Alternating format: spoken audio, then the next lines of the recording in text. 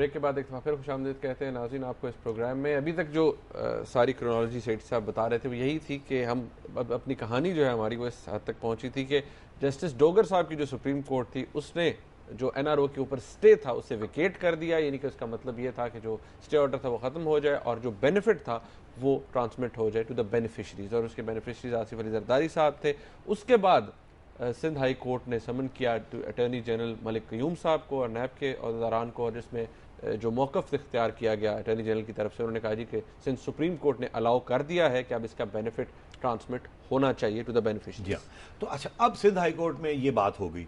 उसके बाद नैब फौरी तौर पे जो पाकिस्तान के अंदर केसेस थे कोटेक्ना के और SES के जो करप्शन के केसेस थे जो कि वहाँ स्विस कोर्ट्स में भी चल रहे थे, यहाँ नैब ने वो विड्रॉ कर लिया ठीक 5 मार्च को। उसके बाद 10 मार्च को अटॉर्नी जनरल साहब पहला खत जिनीवा लिखते हैं 10 मार्च 2008, और उसमें ये कहते हैं कि यहाँ ये सूरत हाल है कि सुप्रीम कोर्ट ने ये कह दिया, सिंध हाई कोर्ट में हमने ये कह दिया, नैब ने ये विड्रॉ कर लिया और हम आपसे अब बातचीत करना चाह रहे हैं, आपको बताना चाह रहे हैं कि गवर्नमेंट का क्या मौक़िफ़ है। ठीक 13 मार्च पीपल्स पार्टी की थी उस वक्त, गवर्नमेंट आ चुकी थी, बिल्कुल आ चुकी थी, मगर अटॉर्नी जनरल ये थे और मुशर्रफ साहब बैठे हुए।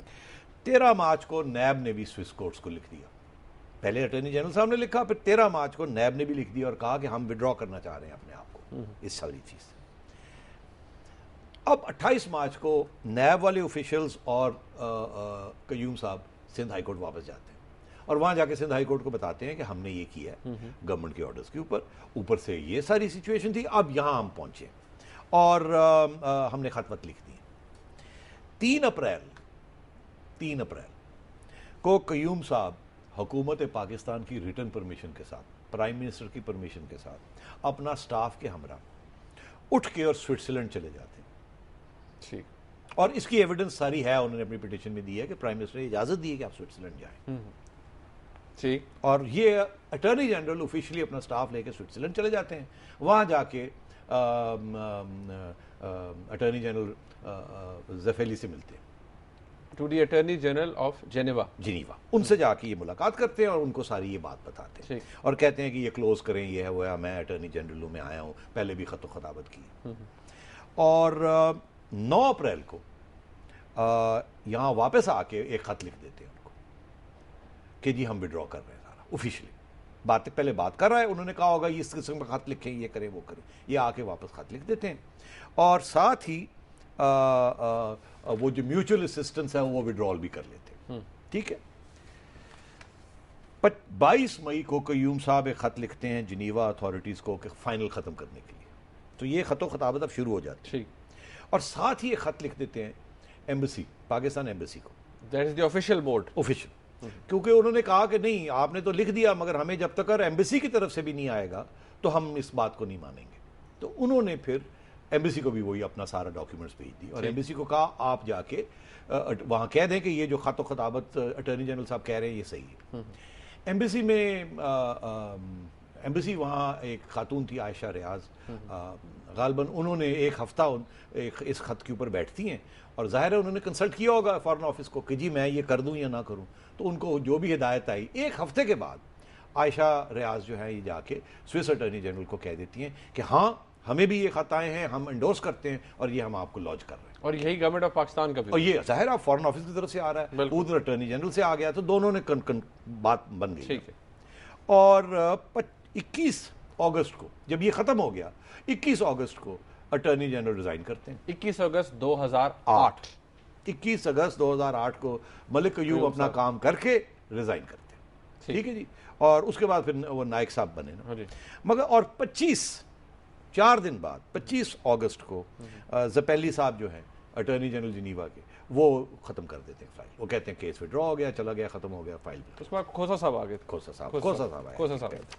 तो ये कहानी है वहाँ तक। अब आगे क्या हुआ, यहाँ तक तो ऐसे लगता है कि सारा कुछ जो कुछ हुआ वो कानून के तहत हुआ।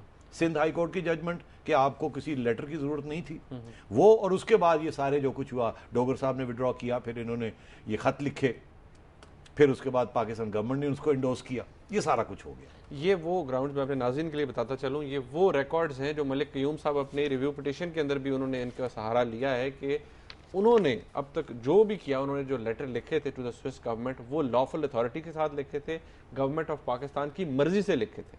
यही बात है सेठी साहब? जी बिल्कुल ऐसे, बिल्कुल ऐसे। यहां तक तो बात खत्म हो गई। अब आप आइए, सुप्रीम कोर्ट के पुराने जजेस रिस्टोर हो जाते हैं, चीफ जस्टिस साहब इफ्तिखार चौधरी साहब वापस आ जाते हैं मार्च में, और वो आके एनआरओ को खोल लेते हैं। मार्च 2009। मार्च 2009। और वो जो डोगर साहब का सारा कुछ था वो खत्म हो जाता है और ये आके खोल लेते हैं। ये कहते हैं नहीं हम खोल रहे हैं इसको। ठीक है, खोल लिया और एनआरओ के केस की हियरिंग शुरू हो जाती है। पहले कहा जाता है कि पार्लियामेंट में पेश करें, पार्लियामेंट में नहीं होती तो फिर ये एनआरओ केस खुल जाता है। वो मेरे ख्याल 4 महीने की मोहलत दी थी उन्होंने। 4 महीने के बाद वो मेरा ख्याल है जुलाई में इसको खोल लेते हैं और गालबन 16 दिसंबर को इनकी जजमेंट आती है। शॉर्ट ऑर्डर आता है और उसके 10-15 दिन के बाद गालबन जनवरी के पहले हफ्ते में शायद डिटेल जजमेंट आ जाती है। 31 जुलाई के फैसले के बाद 4 महीने दिए। हाँ, अब नहीं, 31 जुलाई तो और चीज थी। जी जी, ये मैं आपसे अर्ज कर रहा हूं कि दिसंबर में जो जजमेंट आई एनआरओ की। जी जी। अच्छा, तो अब हुआ क्या, इस जजमेंट में एक दिन पहले 15 दिसंबर को, ये कयूम साहब का अपनी पिटीशन में ये हवाला है कि जी 15 दिसंबर को एक दिन जजमेंट से पहले सुप्रीम कोर्ट कयूम साहब को बुला लेते हैं विदाउट, मतलब ये 4-5 दिन पहले नहीं, उसी दिन फोन करके उनको आता है कि आइए जी आज हियरिंग है आपकी, बाप से बात करनी। ये चले जाते हैं, ये इनका कहना है। ये चले जाते हैं वहां और वहां सुप्रीम कोर्ट इनको पूछता है कि आपने किस अथॉरिटी के तहत ये खतवत लिखे थे विड्रॉल के। इन्होंने कहा जी कि वो तो सिंध हाई कोर्ट की जजमेंट है कि अटॉर्नी जनरल जो है, उन्होंने मुख्तलिफ ये जो बात मैंने की मुख्तलिफ इस किस्म की बात की और साथ कहा कि अगर आपको कोई डॉक्यूमेंट्स चाहिए तो मैं आपको सारे डॉक्यूमेंट्स पेश कर देता हूं कि सिंध हाई कोर्ट का रिकॉर्ड क्या शो करता है, डोगर साहब ने ये सारे जो रिकॉर्ड है तो मैं ये पेश कर देता हूं, आप मुझे मौका दे दीजिए। उन्होंने कहा नहीं ठीक है, आपको सुन लिया, बस देखी जाएगी फिर, थैंक यू वेरी मच। ये इनका कहना है। और अगले दिन जजमेंट आ जाती जिसमें यह लिखा जाता है कि जजमेंट में इनके बारे में जो लिखा गया, और तो बहुत सी चीजें थी, इनके बारे में ये लिखा जाता है कि हमने इनको बुलाया था, इन्होंने अपनी डिफेंस पेश की, हमने वो डिफेंस जो है वो ठीक नहीं है, इन्होंने कुछ पेश नहीं किया document show. He failed to prove his case, और हम समझते हैं कि इनका खत जो था वो इलीगल था, कोई अथॉरिटी नहीं थी और इनके खिलाफ कार्रवाई की जाए, प्रोसिक्यूट किया जाए कि इन्होंने झूठ बोला और इन्होंने गलत इलीगल काम किया।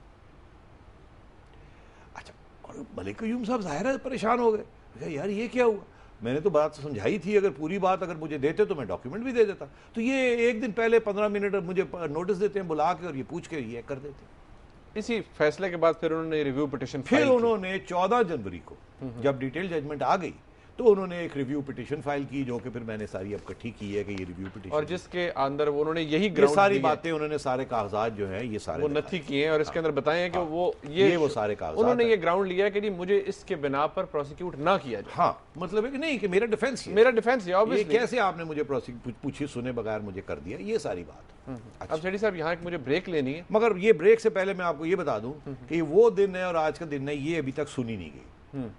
ये भी देखनी है कि ये सुनी नहीं गई, इसीलिए हमें इन चीज़ों का पता नहीं था, इसीलिए अब जाके हमने ये निकाला। अगर सुनी जाती जैसी कि वो तो हमें पता होता कि इसमें क्या लिखा हुआ है या क्या नहीं लिखा। अच्छा, तो सवाल जो 2-3 इसमें इंपॉर्टेंट हैं वो मैं ब्रेक के बाद नाज़रीन शेठी साहब से करना चाहूँगा कि क्या वजह है कि सुप्रीम कोर्ट की तरफ से जो रीजनिंग दी गई एनआरओ केस के अंदर, उसमें ये कहा गया कि मलिक कयूम साहब को प्रोसिक्यूट किया जाए, उसकी पीछे बैकग्राउंड रीजनिंग क्या हो सकती है। और अब जबकि सुप्रीम कोर्ट ने ये कह रहे हैं, सुप्रीम कोर्ट की तरफ से जो रवैया देखने में सामने आ रहा है, जो बात कही जा रही है वो यही कि एनआरओ के फैसले के ऊपर इम्प्लीमेंटेशन नहीं हो रही, और उसमें सो मोटो नोटिस लेते हुए सुप्रीम कोर्ट ने अभी तक जो एक्शंस लिए हैं उसके ऊपर भी हम बात करेंगे। एक ब्रेक के बाद हमारे साथ रहिए।